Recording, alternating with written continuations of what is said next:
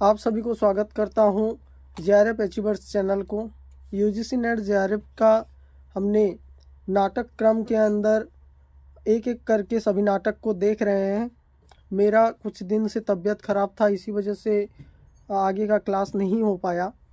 आज हम जो है देखेंगे आपका नाटक आज जो है अंजू दीदी के ऊपर चर्चा करेंगे। अंजू दीदी के ऊपर चर्चा करेंगे और अंजू दीदी का नाटक उपेंद्र नाथ अस्क का नाटक अंजू दीदी के ऊपर चर्चा करेंगे और जानने की कोशिश करेंगे कि अंजू दीदी नाटक को किस तरह से जो है प्रस्तुत किया गया है। नाटक के कथा के ऊपर जो है चर्चा करेंगे, नाटक के सारांश के ऊपर चर्चा करेंगे। तो पहले हम जान लेते हैं कि उपेंद्र नाथ अस्क ने ये नाटक को लिखा था। उपेंद्र नाथ अस्क के जो है आप याद रखें। उसके बाद ये कब लिखा गया था? प्रकाशन वर्ष 1955 में लिखा गया था। ये कुल 2 अंक में विभाजित है और अगर आपको देखा जाए तो यूजीसी नेट जेआरएफ के अंदर वस्तुनिष्ठ जो है क्वेश्चन आंसर देखने को मिलते हैं। तो वस्तुनिष्ठ रूप में हम जो है इस नाटक को देखने की कोशिश कर रहे हैं। तो आप सभी को इन सभी प्रमुख चीज़ों के ऊपर याद रखना है और उसको अपने स्मरण शक्ति को जो है जागृत करते हुए इन सभी चीज़ों को याद रखना है। उसके बाद दृश्य जो है कितने हैं अंजू दीदी के में, तो आप बता सकते हैं कि 4 दृश्य हैं।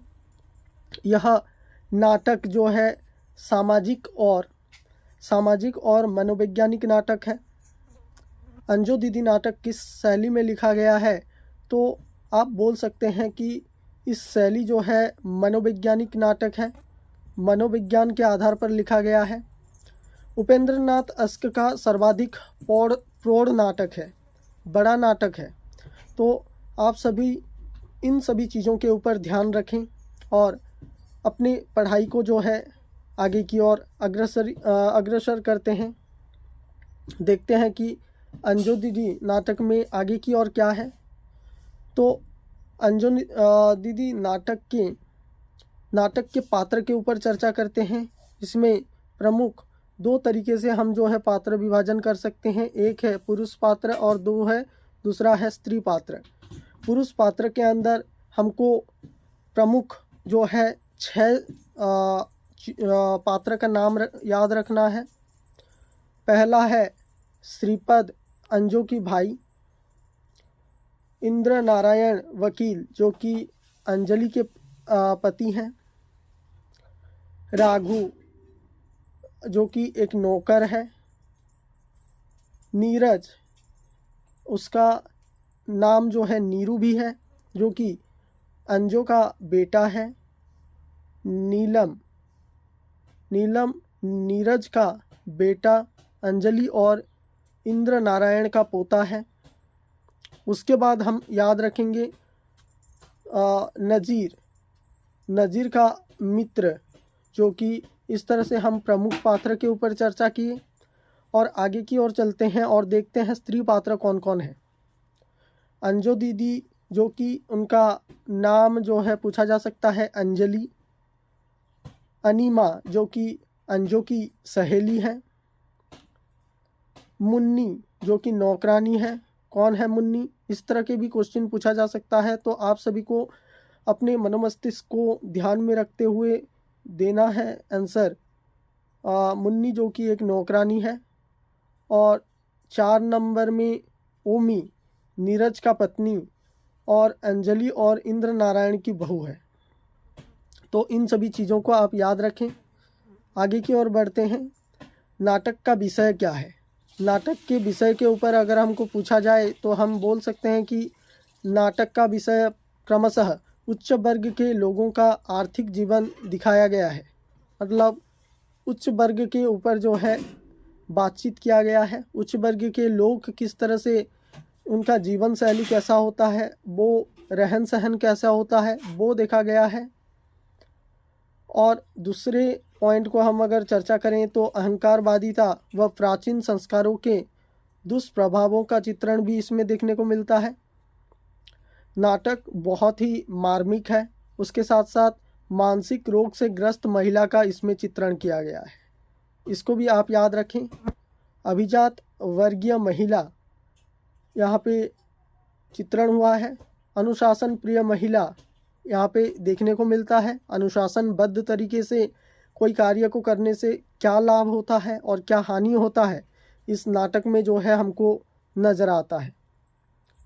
यांत्रिक ढांचे को ढालने की प्रवृत्ति, मतलब कोई क्रमशः से 1 2 3 इस तरह से कोई अगर कार्य को किया जाए, मतलब क्रमबद्ध तरीके से कोई कार्य को किया जाए तो हमको कितना लाभ मिलता है, इसमें जो है इस कहानी के, ये कहानी बोल रहा हूँ, नाटक के ऊपर हमको दर्शाया गया है। आगे की ओर बढ़ते हैं और देखते हैं कि नाटक का सारांश, प्रमुख सारांश के ऊपर बात करते हैं। नाटक की शुरुआत अंजू दीदी के डाइनिंग रूम से होता है। ये पूछा जा सकता है कि नाटक की शुरुआत किस जगह से होता है, तो आप याद रख सकते हैं कि नाटक की शुरुआत अंजू दीदी के डाइनिंग रूम से होता है। यहाँ पे रम लिखा हुआ है, ये चीज़ गलत है, रूम से होगा। तो वह अपनी नौकरानी को फटकारती हैं कि तुमने 8 बजे नाश्ता क्यों नहीं दिया, नाश्ता मेज पर लगाने को कहती है। अंजू दीदी पूरी तरीके से क्रमबद्ध तरीके से सभी कार्यों को करना चाहती हैं, लेकिन ये संभव कितने दूर होता है, कितना दूर संभव है, इसमें जो है हम चर्चा करेंगे। अंजू के बचपन से ही नाना ने गोद में लेने के कारण उस पर नाना के विचार जो है हावी हो गया है। उनको जो अनुशासनबद्धता या अनुशासन में कौन रखा था, उनके नाना रखे थे। अंजू के बचपन से ही नाना के गोद में नाना उनको जो है पाल पोस कर बड़ा किए थे और उनका सविस्तार जो है उनके कार्यभार इसमें देखने को मिलता है। उसके बाद अंजलि को नाना जी से कुछ आदर्श विरासत में दूसरी पर छा जाने का स्वभाव मिला था। मतलब नाना जी किस तरह से उनको पाल पोस कर बड़ा किए थे, जो अंजू दीदी इस नाटक के तहत पूरी तरीके से वर्णन करने की कोशिश करते हैं। लेकिन अंजलि भी इसी स्वभाव दमन की अभूत प्रतीक रूप में नाटक में आई है।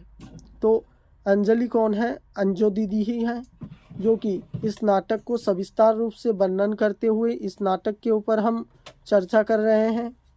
अंजू दीदी किस तरह के व्यक्ति थे और वो समाज को किस ढंग से देखते थे, वो इस नाटक के ऊपर बताया गया है। आगे की ओर चलते हैं और देखते हैं कि क्या हम इस नाटक के अंदर और कौन कौन से चीज़ों को जान सकते हैं, याद रख सकते हैं। सारांश के ऊपर हम बात कर रहे हैं। अंजलि के विचार का प्रभाव नाटक में आरंभ से अंत तक दिखाई देता है। तो अंजू दीदी ही अंजलि है, ये मैं बार बार आपको सूचित कर रहा हूँ।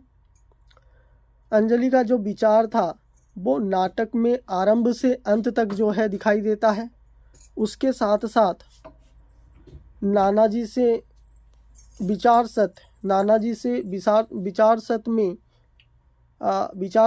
विरासत में मिली हुई गुणों के कारण अंजू में वह जिद है जिससे वह दूसरे को पराजित कर देती है। मतलब जो नाना जी उनको पाल पोस करके बड़े किए थे, उनका ही सब कुछ जो है विरासत में मिलता है। और वह कहती हैं, हमारे नाना जी कहा करते थे कि वक्त की पाबंदी, क्या वक्त की पाबंदी सभ्यता की पहली निशानी है। ये कथन पूछा जा सकता है, आपको ध्यान में रखना है। और आगे की ओर हम जब बढ़ते हैं, सुबह उठने से लेकर रात को वह सभी को अपने वर्चस्व में रखती है। तो ये गुण, टाइम मैनेजमेंट होना ज़रूरी है, लेकिन कोई भी चीज़ हावी मात्रा में हो जाए तो वो हमारे लिए पूरी तरीके से नाश कर देता है हमको। तो ये चीज़ हमको याद रखना है। सुबह उठने से लेकर के रात में वह सभी को अपने वर्चस्व में रखना चाहती हैं, अपने कंट्रोल में रखना चाहती हैं। अंजू ने दिन भर का पूरा कार्यक्रम बना लिया है। तो हमारे जीवन में हम क्या देखते हैं कि ये चीज़ होना चाहिए जो कि हम इस नाटक के तहत सीखने की भी कोशिश कर रहे हैं। तो सब समय पर होना चाहिए। उसने कठोर नियम भी लिया था, मतलब प्रण भी लिया था कि सब चीज़ जो है क्या होना चाहिए कि नियमबद्ध तरीके से होना चाहिए। हम अपने जो परीक्षार्थी जीवन के अंदर सभी चीज़ों को नियमबद्ध तरीके से करने की कोशिश करते हैं, लेकिन हम कितना दूर सक्सेस हो पाते हैं, हमारा रिज़ल्ट उसमें जो है डिराइव करता है, रिज़ल्ट ही बताता है हमारा। लेकिन यहाँ पे अंजू दीदी नाना से सीखी हुई सभी चीज़ों को यहाँ पे प्रयोग करने में कितना दूर सफल होते हैं वो हम देख रहे हैं। तो अगले पॉइंट के ऊपर हम चर्चा करते हैं। ठीक 8 बजे सारा परिवार नाश्ता होना चाहिए। 3 बजे दोपहर का भोजन करेंगे। 3 बजे फिर नाश्ता और रात को भोजन होना ही चाहिए। इस तरह की दिनचर्या उसके हिसाब से होनी चाहिए। तो अंजू दीदी नाटक के अंदर कब क्या होना चाहिए वो पूरी तरीके से बताते हैं कि इन समय के अंदर हम जो है सभी चीज़ों को कर लें। कारण क्या है कि देरी जो है प्रॉब्लम हो सकता है। अंजू का बेटा नीरज माँ की सारी बातें मानता है। तो अंजू का बेटा का नाम क्या है? नीरज है। हमको यहाँ पे देखने को मिल गया कि अंजू का बेटा नीरज माँ की हर एक बात मानता है, उनके नियम का पालन करता है। सारा समय आराम, समय पर खाना, खेलना, इस वजह से नीरज खुश है। तो हम यहाँ पे देखते हैं कि नीरज अपने माँ का एक एक बात जो है मानता है और अपने जीवन में खुश है। हम अपने जीवन में भी ये लागू कर सकते हैं। इस नाटक को पढ़ने का यह अर्थ नहीं कि ये हम परीक्षा की दृष्टि से पढ़ें। नीरज के जैसे बनने की कोशिश भी हमारे जीवन में उतना ही आवश्यक है जितना कि इस नाटक को गहराई से पढ़ना। तो हम अपने आप को कितना सफल मान सकते हैं इस नाटक के अंदर। और आगे की ओर बढ़ते हैं और क्या होता है देखते हैं कि नीरज की तारीफ अनिमा से करती है। नीरज की तारीफ अनिमा से करती है। परिवार के ही सदस्य नहीं, घर के अन्य सदस्य, नौकर और वस्तुओं भी अपने आप को अंजू के हवाले कर देती हैं। तो अंजू दीदी जिस तरह से क्या है कि क्रमबद्ध तरीके से ही अपने आप को जीना पसंद करती हैं, तो अपने नीरज बेटे को भी उसी तरह से बना दिए हैं। अंजू का पति इंद्र नारायण एक वकील है। ये हमको ये एक इम्पोर्टेंट बन जाता है। ये इम्पोर्टेंट चीज़ों को आप जो है अपने मनोमस्तिष्क में बना करके रखिए, क्योंकि कभी भी किसी भी तरह का क्वेश्चन हमारे यूजीसी नेट पूछ देता है तो आपको पता होना चाहिए कि अंजू का पति इंद्र नारायण एक वकील है। कौन है? एक एडवोकेट है। वो पहले हंसमुख रहते थे, मतलब पहले वो खुशी रहते थे। जैसे ही अंजू से शादी की और घर में अंजू का वर्चस्व और दमन के कारण उनका हंसमुख स्वभाव कहीं खो गया।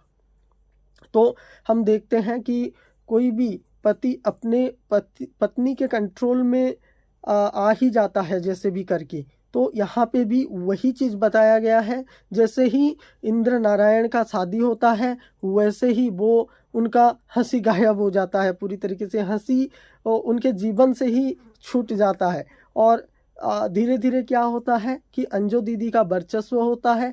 वर्चस्व और उनका दमन धीरे धीरे आगे की ओर बढ़ता है। जैसे ही वो धीरे धीरे बढ़ता है वैसे वैसे ही जो कि इंद्र नारायण का क्या उनका हंसी गायब हो जाता है चेहरे से।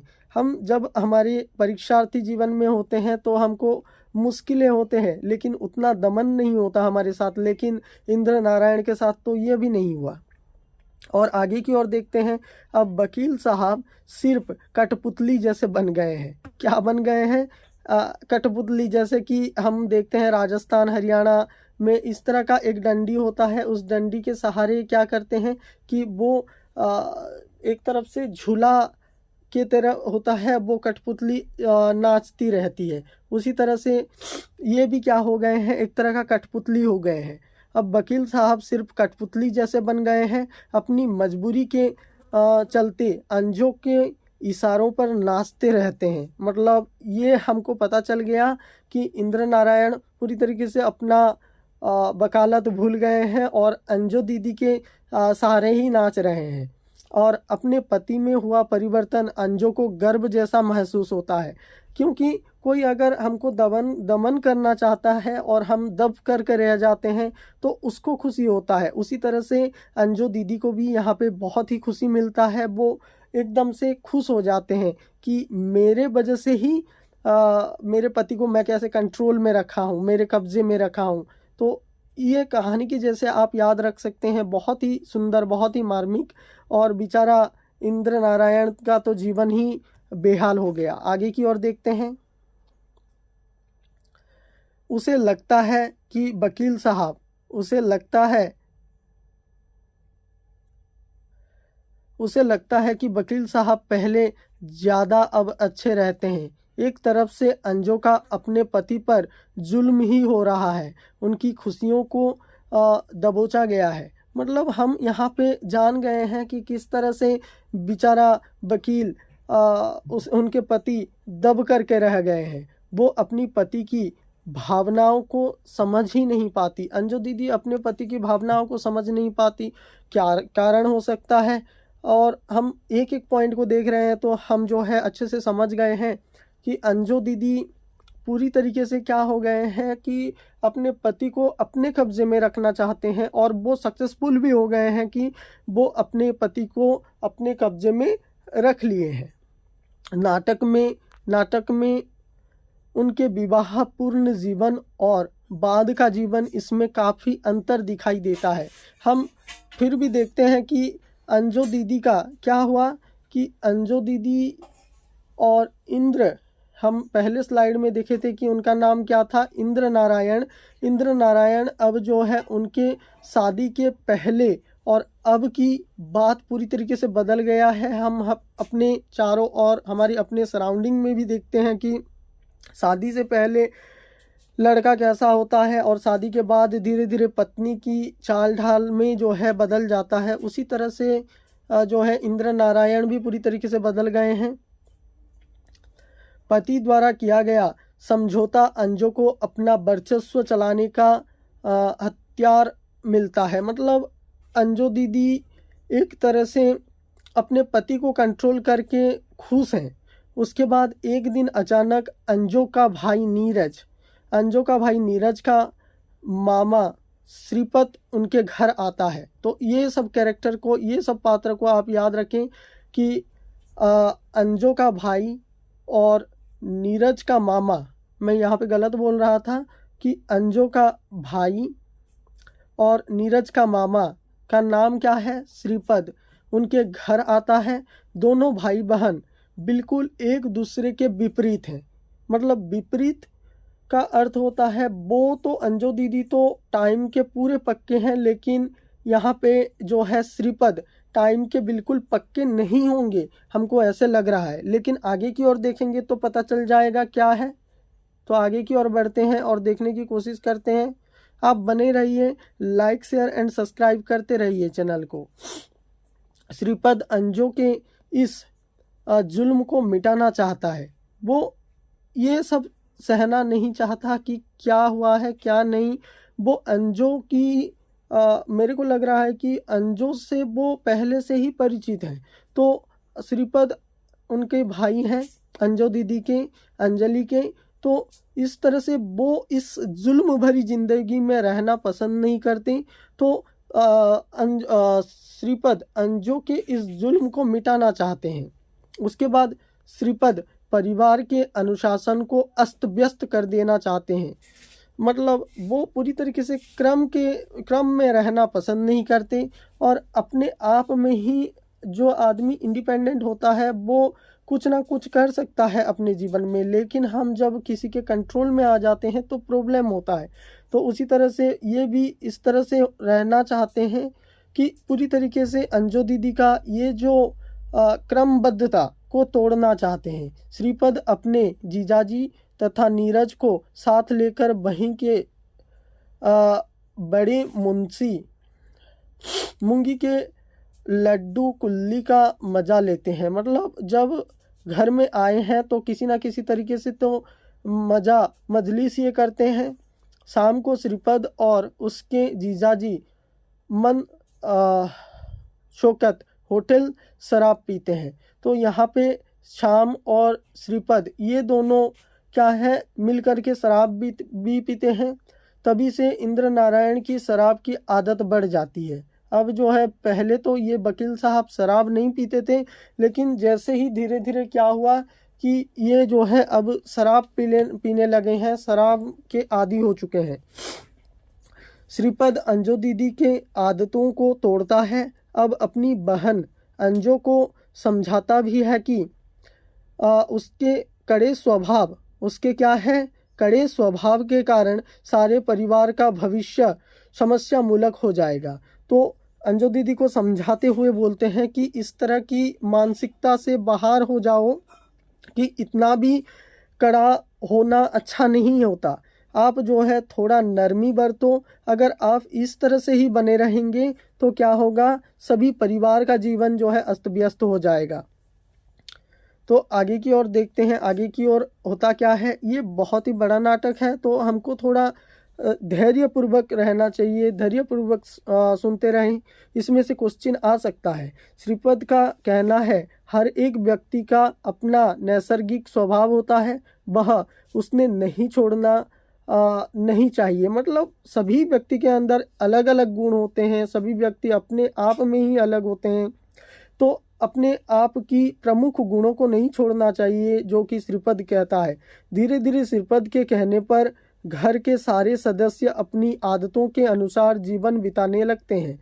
और जो बेटा अंजलि से ऊंची आवाज में बात तक नहीं करता था, माँ के घर नियम का पालन करता था, एक दिन वह निसंकोच अपनी माँ से कहता है, मुझे डिप्टी कमिश्नर नहीं बनना है, मैं क्रिकेटर कप्तान बनूंगा। तो इस तरह से क्या होता है, अंजलि से उसका बेटा कभी भी ऊंची आवाज़ में बात तक नहीं किया करता था, लेकिन उसका अब जो है उल्टा देखने को मिलता है कि अब जो है उनका बेटा बोल रहा है कि मुझे क्या नहीं बनना, डिप्टी कमिश्नर नहीं बनना, मुझे क्रिकेटर बनना है। तो आपसे मैं इस बारे में और कोई बात तक करना नहीं चाहता। हमारे भारतीय समाज में भी यही होता है, बच्चा कुछ अलग बनना चाहता है, लेकिन मम्मी पापा उस लड़के को अपने ही कब्जे में रखना चाहते हैं, अपने में ही रखना चाहते हैं। इसी वजह से हमारे भारत का भविष्य भी धीरे धीरे अंधकारग्रस्त हो चुका है। जब श्रीपद अपने घर लौटने चलता है तो नीरज उसे क्रिकेट का सामान भिजवाने को सिफारिश भी करता है। तो नीरज कहता है अपने मामा से, श्रीपद से, कि मुझे क्रिकेट का सामान चाहिए, मुझे डिप्टी कमिश्नर नहीं बनना है, मुझे क्रिकेटर बनना है। तो आप मुझे क्रिकेट का सामान जो है भिजवा दीजिए। अंजलि को मालूम पड़ता है कि श्रीपद के कारण ही घर का वातावरण खराब हुआ है। अब अंजू दीदी को लग जाता है कि ये श्रीपद आकर के सब गोलमाल कर दिया है, तो इस वजह से ही मेरा परिवार जो है धीरे धीरे किस और की अलग गति में ही चला गया है। आगे की ओर बढ़ते हैं और देखते हैं कि श्रीपद के चले जाने के बाद वह फिर एक बार सभी लोगों को अपने अनुशासन में लाने की नाकामयाब कोशिश करती है, लेकिन असमर्थ हो जाती है। मतलब जिसका स्वभाव जैसा है वैसे ही रहेगा। आप सभी को पता है, मानसिक रोग से पीड़ित हो जाती है और अपनी ऊपरी आक्रमण के कारण वह आत्महत्या करती है। तो अंजू दीदी अपने मानसिकता की वजह से ही इस तरह का कदम उठाती हैं। अब हमको पता भी चल गया है कि अंजू दीदी आत्महत्या कर ली हैं। नाटक के दूसरे अंक का पर्दा उठने पर बैठक तथा डाइनिंग रूम का वर्णन लेखक ने किया है। तो आपको पता होना चाहिए कि दूसरा अंक का प्रारंभ किस जगह से हुआ है। तो डाइनिंग रूम का वर्णन होता है, अंजो जाकर अभी 3 साल हो गए। अंजो प्रतिनिधि के रूप में बहू ओमी को छोड़ दिया है। मतलब अब उसके जो बहू, मतलब इस नाटक में अंजो का जो बेटा है उसका शादी हो चुका है और ओमी जो है उसकी पत्नी है। तो अभी बहू के रूप में जो है नाटक देखने को मिलता है। उसका बेटा नीरज बनावटी स्वभावन के पीछे चलने लगता है। अंजो का पति इंद्र नारायण पत्नी के आदर्श पर चलने लगता है। अब जो है अंजो दीदी चली गई, लेकिन उसका जो आदर्श है वो छोड़ करके गई है। इस प्रकार मरने के बाद भी का दमन जारी रहता है। आप सभी को देखने को मिल रहा है कितना सुंदर, कितना अच्छा नाटक हमारे यूजीसी नेट में लगा हुआ है। इसमें से हम कितना कुछ सीख सकते हैं। तो इस तरह से ये नाटक हमको बहुत ही प्रभावित करता है। इस समय तक जो भी बच्चे जुड़े होंगे उनको पता चल गया होगा कि इस नाटक के अंदर क्या है, कौन से सारांश के ऊपर हम बात कर रहे हैं, किस कथा वस्तु के ऊपर हम बात कर रहे हैं। ये नाटक थोड़ा लंबा ही होगा। मेरा तबीयत ठीक नहीं है, फिर भी मैं आप सभी को जो यूजीसी नेट पास में अभी जो है एग्ज़ाम होने वाला है, तो इस नाटक को अच्छे से पढ़ें। इस नाटक से कई बार बहुत तरह के क्वेश्चन आए हुए हैं।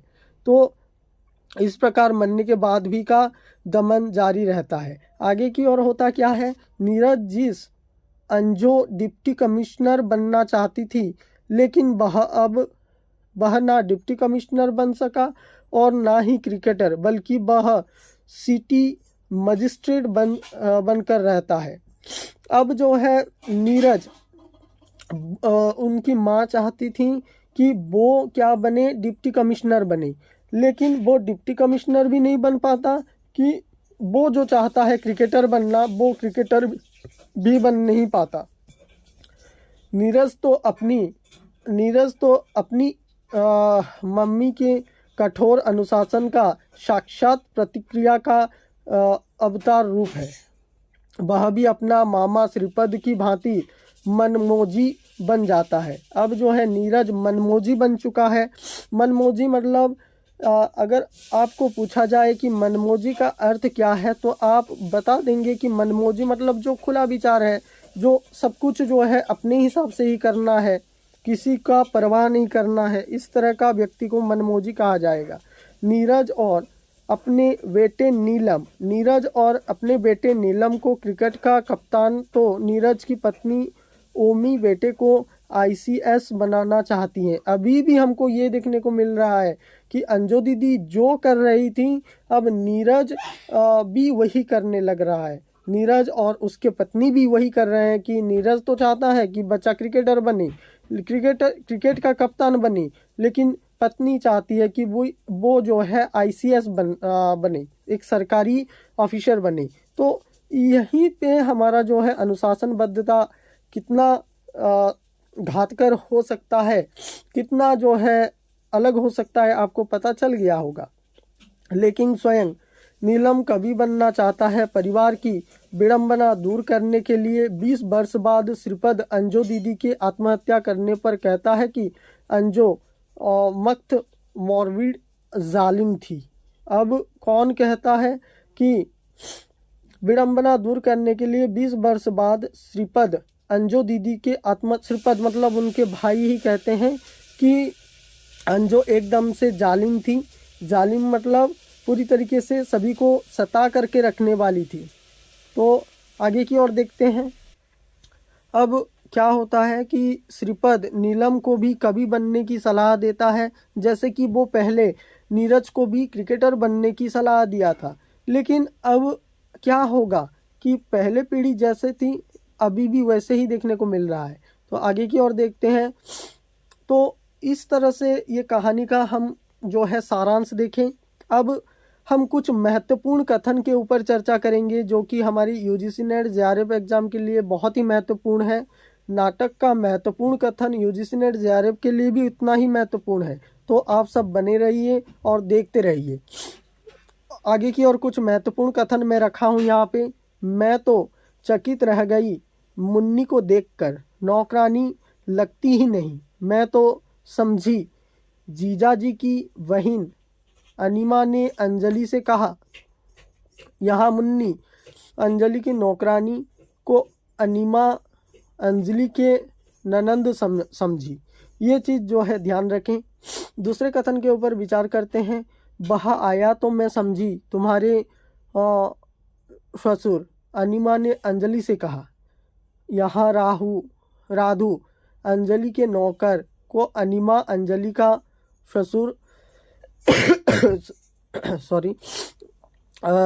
अनिमा अंजलि का ससुर समझी। तीसरे कथन के ऊपर हम चर्चा करते हैं। सभ्यता और भ्रष्टाचार का तनिक भी अभाव तुम उसमें ना पाओगी। अंजलि ने अनिमा को नीरज के लिए कहा। उसके बाद चौथा महत्वपूर्ण कथन। स्वर्गीय नानाजी कहा करते थे, बच्चों को आरंभ ही से अच्छा स्वभाव डालना चाहिए। इतना बड़ा हो गया है नीरज, कभी कान उमड़ने या डांटने की नौबत नहीं आई। ये किसका कथन है? यह अंजलि ने अनिमा से कहा। नंबर 5 नंबर कथन के ऊपर चलते हैं। वक्त की पाबंदी सभ्यता की पहली निशानी है, अंजलि ने अनिमा से कहा। इस तरह से महत्वपूर्ण के साथ कथन के साथ हम जो है बने रहें। आगे की ओर देखते हैं कौन सा महत्वपूर्ण कथन है। छठे महत्वपूर्ण कथन के ऊपर हम बात करते हैं। बच्चों को अपनी मदद आप करने की आदत डालनी चाहिए, अंजलि ने अनिमा से कहा। उसके बाद 7वें कथन के ऊपर चलते हैं। स्वर्गीय नानाजी कहा करते थे। स्वर्गीय नानाजी क्या कहा करते थे? सुदृढ़ापा नारी का आभूषण है और सदाचार पुरुष का, अंजलि ने अनिमा से कहा। 8वें कथन के ऊपर हम बात करते हैं। जीवन स्वयं एक महान घड़ी है। ये कितना जो है हमारे जीवन को छूने वाले कथन है कि जीवन स्वयं एक महान घड़ी है, प्रातः संध्या उसकी सुइयां है। नियमबद्ध एक दूसरी के पीछे घूमती रहती हैं। मैं चाहती हूँ मेरा घर भी घड़ी की ही भांति चले, हम सब उसके पुर्ज बन जाएं और नियम पूर्व अपना अपना काम करते जाएं। ये किसका कथन है? अंजलि ने अनिमा से कहा। तो आपको ध्यान में रखना है, इन सभी कथन को जो है अपनी नज़र बनाए रखना है। उसके बाद जो कि कथन है, संसार में 2 प्रकार के प्राणी होते हैं। एक वो जो आप भी चलते हैं और दूसरों को भी चलाते हैं। इंजन की भांति अंजो उनमें से है। दूसरे वे जो आप नहीं चल पाते पर दूसरा कोई चलाए तो उसके पीछे पीछे चले जाते हैं। और गाड़ी के डिब्बे के भांति तो वही हम तो इस दूसरी श्रेणी के लोगों में से है।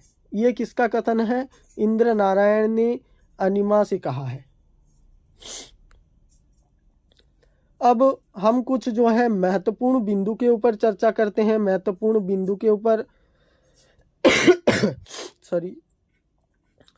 रंगमंचीय दृष्टि से सफल नाटक है। यह किस तरह का नाटक है? रंगमंचीय दृष्टि से एक सफल नाटक कहा जा सकता है। उच्च मध्य वर्ग ने कुछ खोखले अभिजात्य संस्कारों के ओट कर जीवन के यांत्रिक बना दिया है। यह यांत्रिकता एक प्रकार के मानसिक रोग का रूप ले जाता है। तो यहाँ पे हम देखते हैं क्रमबद्धता, जो कि क्रमबद्धता एक तरह से मानसिक रोग भी कहा जा सकता है। बढ़ जाए तो बहुत, लिमिट में रहे तो अच्छा है। लेकिन इस कहानी के माध्यम से हम देखते हैं कि एक मनुष्य की तरह रहना चाहिए। एक यंत्र के भांति जो है घड़ी के सुई को देखते हुए 1 बजे चाय पीना है तो 1 बजे ही चाय पीना है। 1 बजे चाय नहीं पीते, लेकिन मैं वैसे ही बोल रहा हूँ। अंजो दीदी नाटक में शिष्टाचार, सभ्यता और समयनिष्ठ से पीड़ित नारी की भावनाएं दिखाती हैं। तो ये कथन पूछा जा सकता है, अंजो दीदी नाटक में शिष्टाचार, सभ्यता और समय निष्ठा से पीड़ित नारी की संभावनाएं दिखाते हैं। ट्रू या फॉल्स में पूछा जा सकता है। अंजो दीदी नाटक का कथानक अभिजात्य वर्ग के परिवार के संबंध है। उसके बाद अंजलि दुबले पतले एक हरे शरीर वाली अभिजात कुल की स्त्री है, यह भी सही है। अंजलि क्या है? अंजो दीदी का नाम ही अंजलि है, मैं कई बार बोल चुका हूँ। अंजलि दुबले पतले एक हरे शरीर वाली अभिजात कुल की स्त्री है, ये आपको ध्यान में रखना है। आगे की ओर बढ़ते हैं। ये आखिरी स्लाइड हम देखते हैं। आखिरी स्लाइड के बाद हम जो है इस क्लास को बाइंड अप करेंगे। अंजो दीदी मनोविकारों के घात प्रतिघात और उनकी प्रतिक्रिया की कहानी है। ये किस तरह की कहानी है? अंजो दीदी मनोविकारों के घात प्रतिघात और उनकी प्रतिक्रिया की कहानी है। कोई दैवी घटना वहाँ नहीं है। आकस्मिक रूप से बोलने वाली परिस्थितियाँ वहाँ नहीं है जो जीवन को अंधेरे या उजाले में पर डाल देती हैं। उसकी कथा की प्रेरक शक्ति है मनोवैज्ञानिक और जो उस विशिष्ट परिवार की वास्तविक स्थिति से प्रभावित होकर निरंतर विकसित होता जा रहा है और नाटकीय सूत्र को बढ़ता जाता है। केवल व्यक्तियों और मान्यताओं के संघर्ष से वर्गीय यथार्थ की आत्मा जैसे मुखर हो उठती है और उनके रहन सहन, अतिशय पाबंदी, नियंत्रण और मशीनी सोच की सारी विषमता साकार हो उठती है। ये किसका कथन है? ये कमलेश्वर का कथन है, अपने मनोमस्तिष्क में बनाए रखें। अंजलि अपने वर्चस्व, दमन, अहंग के कारण पारिवारिक जीवन को नष्ट कर देती है। यह हम देख कर के आए हैं। जो इस क्लास से पहले से मौजूद होंगे उनको पता ही चल गया होगा कि यह कथन आने से आपका कभी गलत ही नहीं हो सकता, अगर आप इस क्लास को अच्छे से सुने होंगे तो। अंजलि अपने वर्चस्व, दमन, अहंग के कारण पारिवारिक जीवन को नष्ट कर देती है। यह कथन बहुत ही महत्वपूर्ण है, आप अपने मनोमस्तिष्क में बनाए रखें। तो आपको अगर यह इस तरह से पढ़ाने से आपको अगर समझ में आ रहा है तो लाइक, शेयर एंड सब्सक्राइब ना करें, मतलब करें, ना करें नहीं, करें। उसके बाद हाँ, आप सभी को जो है थैंक यू यहाँ तक देखने के लिए। आप जो है एक प्यारा प्यारा सा कमेंट लाइक करते हुए चलें। लाइक, शेयर, कमेंट, सब्सक्राइब करें इस चैनल को। इस चैनल के माध्यम से आपको इस तरह से यूजीसी नेट जेआरएफ में लगी हुई सभी नाटक के ऊपर चर्चा किया जाएगा, कहानी के ऊपर चर्चा किया जाएगा, उपन्यास के ऊपर चर्चा किया जाएगा। तो आप सभी को थैंक यू, नमस्कार। अगले वीडियो के इंतज़ार में रहें।